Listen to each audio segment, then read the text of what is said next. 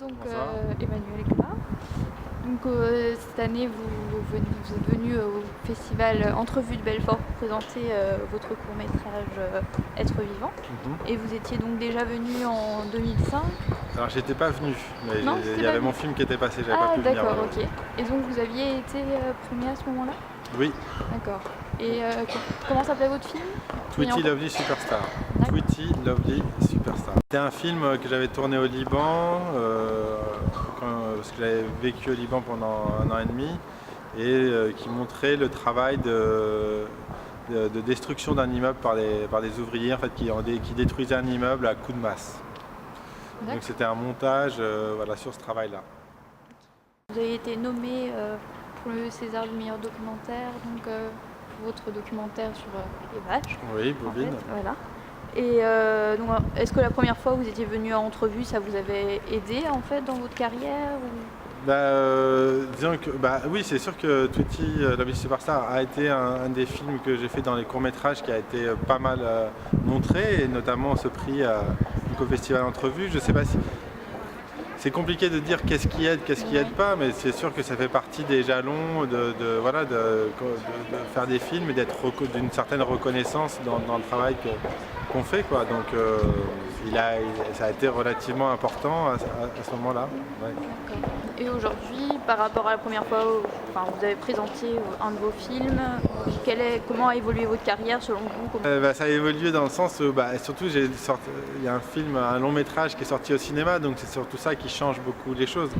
Enfin, qui change beaucoup les choses, en tout cas qui change les choses. Pour moi, la sortie d'un film au cinéma, c'est quand même un des aboutissements de ce qu'on peut espérer quand on fait des films. C'est de sortir, et puis il a eu un succès public, critique aussi, critique et public, c'est-à-dire que par rapport à un film documentaire, il a été vraiment pas mal montré, pas mal vu, et ça veut dire que j'existe en tant que cinéaste, pas au même niveau qu'un Luc Besson évidemment, mais bon, voilà, c'est surtout la sortie d'un film au cinéma qui est important en fait quand on fait des films. D'accord. Et comment vous choisissez votre sujet? Parce qu'au final, vos 3 films dont vous avez parlé, c'est 3 sujets totalement différents. Donc là, pour Être vivant, vous parlez d'un homme qui devient SDF. Pourquoi après un documentaire sur les bovins être venu ce type de sujet? Alors pourquoi les sujets en fait ils me viennent de ce que j'observe, dans la vie à un moment donné qui se crée. C'est pas des choses qui sont nécessairement réfléchies en amont. Il y a un sujet où il y a quelque chose qui m'interroge, et de là, si j'y pense, s'il y a quelque chose qui se passe en moi, souvent d'un point de vue visuel, si j'ai envie de créer quelque chose par rapport à ça, je me mets à écrire un projet. S'il est financé, je le fais, et voilà. Donc là, le sujet, le thème, disons, d'être vivant, c'est se retrouver sans abri dans une grande ville. Bon, là c'est à Paris, mais c'est dans une grande ville moderne. C'est parce que j'observais ça. Et en fait, c'est un sujet qui me touchait depuis longtemps, qui est fini maintenant, mais qui existait en moi depuis très longtemps. Parce que je suis arrivée un peu au milieu de votre débat avant, et vous disiez que vous avez le texte qui est dit, de la voix off dans votre film vient d'un blog. C'est pas le texte qui est dit, donc c'est largement réadapté, largement réécrit. Mais c'est venu d'un texte qui était publié sur un blog à l'époque, et donc quelqu'un qui racontait à la deuxième personne du singulier, donc au tu, ce que ça pouvait être d'être à la rue, ce que pouvait être la vie d'un sans-abri. Et donc lui, dans son texte, il racontait les centres d'hébergement, les repas, les restos du cœur et tout ça. Donc c'était beaucoup plus large sur tout ce qui pouvait se passer. Et moi, je me suis concentré sur les premiers jours pendant lesquels on se retrouve à la rue, et qu'est-ce qui se passe concrètement quand on cherche un endroit où dormir. Et ça, moi, je trouvais qu'il y avait quelque chose là-dedans de frappant. C'est quoi cette expérience-là de ne pas avoir d'endroit où aller, et de ne plus avoir d'endroit où aller, pour se retrouver en dehors du monde et de revoir la ville du coup d'une manière complètement différente. Et je voulais que par un film de faire cette expérience-là. Parce que ce que je cherche avant tout en fait quand je fais des films, c'est de faire des expériences.